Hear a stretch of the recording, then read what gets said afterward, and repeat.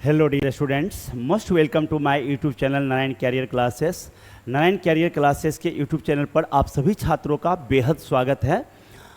आज आपके सामने जिस लेक्चर को हम लेकर के आए हैं उसमें सेट थ्योरी के कुछ प्रॉब्लम्स को हम लोग देखेंगे और उस प्रॉब्लम्स को देखने के बाद आपके मन के अंदर से सेट थ्योरी से रिलेटेड कई डाउट दूर हो जाएंगे। इसको देखने के साथ ही आपका सेट थ्योरी थोड़ा और पहले से बेहतर हो जाएगा या फिर जो कुछ जानते हैं वो और अच्छे तरीके से आपके मन में बैठ जाएगा। देखिए, आज का जो प्रॉब्लम है आपके पास वो ये है। First problem, if A equal to ये 1 दे दिया है सेट के अंदर, then which of the following statement is true. कौन सा इसमें से दिया गया कथन आपका सही है। तो ध्यान दीजिएगा, यहाँ पर ये 1 इसका मेंबर है, सेट ए का मेंबर है। जहां कहीं भी ये दिखेगा 1 बिलोंग्स टू ए, ये बात सही हो सकता है, सही होगा। अगर किसी एलिमेंट में ब्रैकेट लग जाता है तो सबसेट बन जाता है। अगर यह भी कहीं दिख जाएगा तो सही हो जाएगा। ढूंढिए कहीं क्या मिल रहा है। ये 1 बिलोंग्स टू ए डी में मिल रहा है और ऐसा कहीं नहीं मिल रहा है, तो मेरा क्लियर हो चुका है। ये आपका जवाब हो गया है ना, सही है। ये सारे 3 जो 3 हैं ये गलत हैं आपके। नेक्स्ट आइए,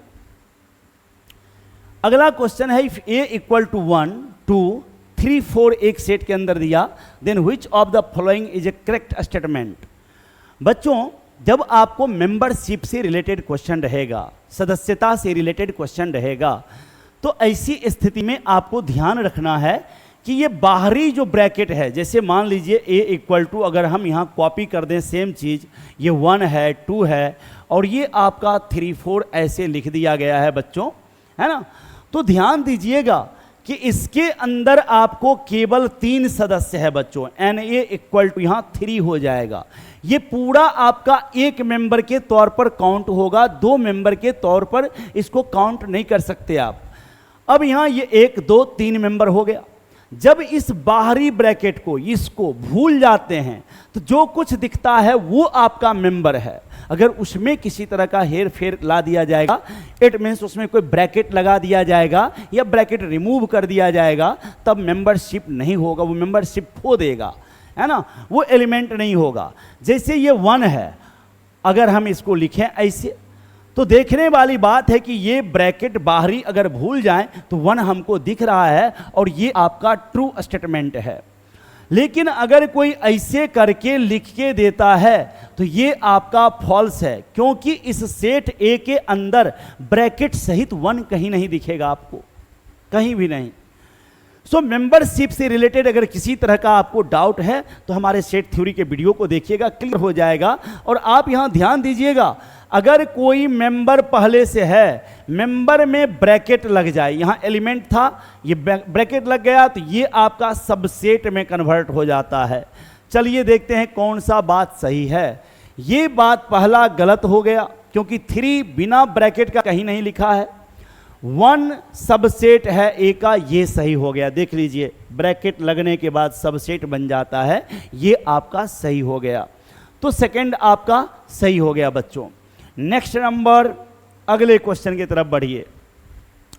बस ये फॉर्मूला बेस्ड क्वेश्चन आ गया आपका। The number of all possible proper subsets of 1 3 5 is. बच्चों, इस सेट में कितना मेंबर है? 3 मेंबर है। कितना मेंबर है? 3 मेंबर है। अब 3 मेंबर है तो टोटल सबसेट का फॉर्मूला होता है, टोटल नंबर ऑफ सबसेट्स का फॉर्मूला होता है 2 दी पावर n। अगर प्रॉपर सबसेट की बात हुई तो 2 दी पावर n - 1। अगर नन एम्प्टी प्रॉपर सबसेट की बात हुई तब भी 2 दी पावर n - 1। और जब नन एम्प्टी प्रॉपर सबसेट कह दे, the number of non empty proper subsets कह दे, तो 2 दी पावर n - 2 हो जाएगा। ठीक है। और रिक्त वास्तविक उपसमुच्चयों की संख्या, और रिक्त, और रिक्त मीन्स होता है नन एम्प्टी, ये आपका है और रिक्त, जो खाली नहीं हो, और प्रॉपर मीन्स वास्तविक। तब ऐसी स्थिति में फॉर्मूला 2 दी पावर n - 2 होता है। लेकिन आपको क्या पूछा? प्रॉपर, तो 2 दी पावर n - 1 लगाएंगे, n की जगह 3 डालेंगे, क्योंकि 3 सदस्य है, और ये 7 आपका जवाब हो गया। इस एक क्वेश्चन को बताने के लिए मैंने आपको कई कॉन्सेप्ट यहां पर बोल दिया है, आप उन सारे कॉन्सेप्ट को ब्रेन में रखिएगा। नेक्स्ट अगले क्वेश्चन की तरफ बढ़ते हैं बच्चों। Let A be the set of squares of natural numbers and x belongs to A, y belongs to A, then which is true. बच्चों यहां पर एक सेट ए है जिसके सारे मेंबर जो हैं स्क्वायर्स ऑफ नेचुरल नंबर हैं, प्राकृतिक संख्याओं के वर्ग हैं। तो अगर मैं सेट लिखूं इस तरह से, ए ये 1 का वर्ग हो गया, 2 का वर्ग हो गया, 3 का वर्ग हो गया, 4 का वर्ग हो गया 16, 5 का 25, 6 का 36, 7 का 49, ऐसे लिखते चले गए। ये सेट आपका ए है। आगे क्या बोला आपको, x बिलोंग्स टू ए, मतलब इसमें किसी एक मेंबर को उठाया गया, उसका नाम x दिया गया। y बिलोंग्स टू ए, इसी में से y उठाया गया, मतलब कोई दूसरा मेंबर उठाया गया, उसका नाम y हो गया। और तब कहा इसमें से कौन सा बात सही है। तो बच्चों x plus y belongs to A, अगर कोई बात है ना तो वो हमेशा सही होना चाहिए, अगर एक बार भी गलत हो गया ना तो गलत है। अब किसी बच्चे के मन में आएगा, अच्छा x यहीं में से किसी एक को लेना है, y भी किसी इसी में से लेना है, 9 और 16 को ले लेते हैं, 25 हो गया, बराबर तो हो गया, x प्लस वाई मिल गया इसके अंदर। लेकिन अगर दूसरे के लिए ट्राई करेंगे, मानिए 4 ले लिए, 9 ले लिए, x की जगह 4, y की जगह 9, 4 प्लस 9 13, क्या बात सही हुआ, हो गया फेल। कोई बात हमेशा सही तब सही, कहीं गलत हो गया तो फिर गलत। x माइनस वाई भी गलत, x बाय वाई भी गलत, भाग वाला। एक्स वाई बिलोंग्स टू ए, दोनों को गुना करेंगे तब, चेक करिए, 16 44 से 144 आगे जाके मिल जाएगा कहीं न कहीं, 25 चौक 100 मिल जाएगा, 10 का स्क्वायर, तो सारा मिल जाएगा आपको। तो आपका कौन सा बात सही है, ये डी नंबर आपका सही हो गया। ये एग्जाम में पूछा हुआ, एक डिफेंस के एग्जाम में पूछा हुआ क्वेश्चन है। आगे आइए अगले क्वेश्चन की तरफ बढ़ते हैं बच्चों। Which of the following is a true statement, इसमें से कौन सा बात ट्रू है, कौन सा बात सही है। कहा कि x एक रियल नंबर है और जब उसका मॉडुलस निकाला जाएगा, ये डंडा मतलब मॉडुलस, मॉडुलस निकाला जाएगा तो -1 के बराबर होगा, और तब बोला कि ये एम्प्टी सेट है। सबसे पहले तो आप ये जान लीजिए कि कोई भी मॉडुलस का वैल्यू या तो 0 होता है या 0 से ज़्यादा होता है। मॉडुलस कभी निगेटिव नहीं होता। दुनिया का कोई नंबर मॉडुलस के अंदर लाके रख देंगे, कभी वो निगेटिव नहीं हो सकता। मॉडुलस ऑलवेज ग्रेटर देन और इक्वल टू 0 होता है, अर्थात या तो 0 के बराबर होता है या पॉजिटिव होता है। तो ये कहना कि मॉडुलस x माइनस 1 के बराबर हो जाएगा, ये गलत है। ऐसा कोई x नहीं है, और ऐसा कोई x नहीं है तो वो सेट एम्प्टी सेट है, और इसने कहा कि एम्प्टी सेट है, अर्थात यही बात सही हो गया। हाँ, ये एम्प्टी सेट है और ये बात सही है। इसने कहा कि ये फाइनाइट है। देखिए यहाँ x is greater than 1 less than 2, और रियल नंबर लेना है, तो रियल नंबर 1 और 2 के बीच में अनगिनत है, और ये बोला फाइनाइट, गलत बात है। बोला इज नॉट ए सेट, गलत बात है, यह भी एक सेट है। जैसे ही मिडिल ब्रैकेट पड़ गया, उसके अंदर कुछ लिखाया, तो अब वो पक्का है कि सेट है, और ये बात भी गलत है। तो बच्चों आपका है ना ट्रू स्टेटमेंट कौन है, केवल पहला है, और ये भी गलत है, ये सब सेट नहीं है। चलिए अगले क्वेश्चन को देखिए। अगला क्वेश्चन आपका क्या है बच्चों, कह रहा है if A is the set of all positive integer and B is the set of all negative integer. Integer मतलब पूर्णांक, सारा पॉजिटिव पूर्णांक और सारा नेगेटिव पूर्णांक को क्या कर दिया गया, यहां पर यूनियन कर दिया गया, यूनियन मिला दिया गया। तो सारा यूनियन, अगर सारे पॉजिटिव सारे नेगेटिव को मिलाएंगे तो क्या हो जाएगा, ये बोला the set of all integers. बात गलत है, काहे कि 0 भी आ जाएगा इंटीजर्स में, और 0 ना पॉजिटिव है ना नेगेटिव है, 0 किसी में नहीं होगा। तो the set of all integer excluding, excluding means होता है छोड़कर, मतलब सारा इंटीजर होगा लेकिन 0 को छोड़कर। तो यही आपका जवाब सही हो गया है ना। नेक्स्ट अगले क्वेश्चन की तरफ बढ़िए बच्चों, अगले क्वेश्चन की तरफ। let A equal to the set of all x such that x belongs to R, x greater than 0 less than 1, then which of the following is not an element of A? इसमें से कौन जो है A का सदस्य नहीं होगा? बच्चों रियल नंबर लेना है, वास्तविक संख्या लेना है, 0 से ज्यादा और 1 से कम। 0 से ज्यादा का अर्थ होता है 0 छोड़कर, 1 से कम का अर्थ होता है 1 को छोड़कर। मतलब 0 और 1 के बीच में लेना है, 0 और 1 को नहीं लेना है। बोला कि which is not an element of A, एक इसका एलिमेंट होगा नहीं होगा, एक को छोड़ के लेना था, यही आपका जवाब है। बाकी सारा तो 0 और 1 के बीच में आ ही जाएगा। नेक्स्ट नंबर क्वेश्चन की तरफ बढ़ते हैं बच्चों। अगला क्वेश्चन है, if A has 3 elements and B has 6 elements, then the minimum number of elements in A union B is। Question को समझिएगा, क्या कह रहा है? सेट A में 3 एलिमेंट है, सेट B में 6 एलिमेंट है, ठीक है। तो A यूनियन B में सबसे कम सदस्यों की संख्या कितनी होगी? सबसे कम सदस्यों की संख्या। तो बच्चों इतना ध्यान रखिए कि A यूनियन B में सबसे कम सदस्यों की संख्या पूछा जा रहा है, तो इसका फॉर्मूला होता है NA plus NB minus NA intersection B। अब एक ये माइनस आ गया है, यही इसको कम या ज़्यादा बना पाएगा। जिस समय ये सबसे छोटा होगा, कुछ भी कॉमन नहीं होगा, उस समय ये यहीं रुक जाएगा और सबसे ज़्यादा हो जाएगा एलिमेंट। मैक्सिमम सदस्यों की संख्या कब होगी? जब यह 0 के बराबर हो जाएगा। और मिनिमम सदस्यों की संख्या कब होगी? जब यह बहुत बड़ा हो जाए।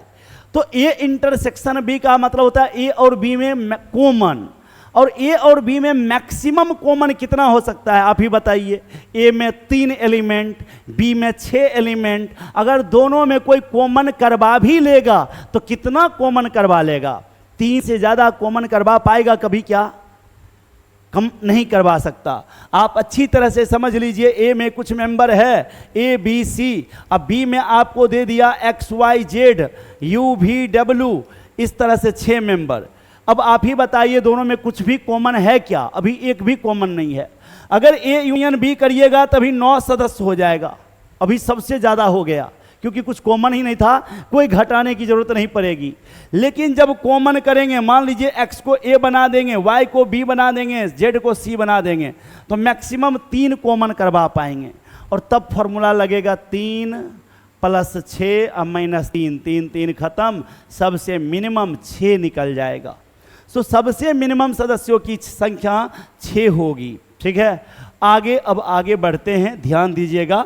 इससे रिलेटेड प्रॉपर्टी हम आपको यूनियन ऑफ सेट्स में बहुत डिटेल से बता दिए हैं, आप वहां जाकर के वीडियो में देख सकते हैं।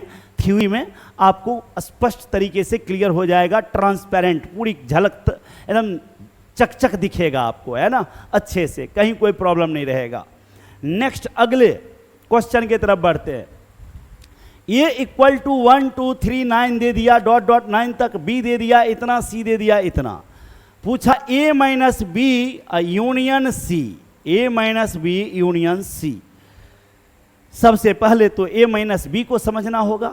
A माइनस B में A के वैसे सदस्यों को लिया जाता है जो B में नहीं हो, A के ऐसे सदस्यों को लेंगे जो B में नहीं हो। अर्थात ये कहिए कि A के मेंबर में से B के मेंबर को हटा देना है अगर मिल गया तो चलिए A में 1 है लेकिन B में नहीं है, तो इसको ले लिया जाएगा। A में 2 है, B में भी 2 मिल गया, नहीं ले सकते। 3 A में है पर B में नहीं है तो ले लेंगे। यहाँ A में यहाँ 4, तो यहाँ भी 4 नहीं ले सकते। 5 यहाँ है, वहाँ नहीं है, देख रहे हैं कि ऑड वाला चीज, अच्छा ऑड वाला नहीं। 6 देखिए, इसमें भी है उसमें भी है, नहीं ले सकते। 7 इसमें भी है उसमें भी है, नहीं ले सकते। 8 इसमें भी है उसमें भी है, नहीं ले सकते। लेकिन 9 इसमें है उसमें नहीं है तो ले लेंगे। ये आपका A माइनस B निकल गया बच्चों।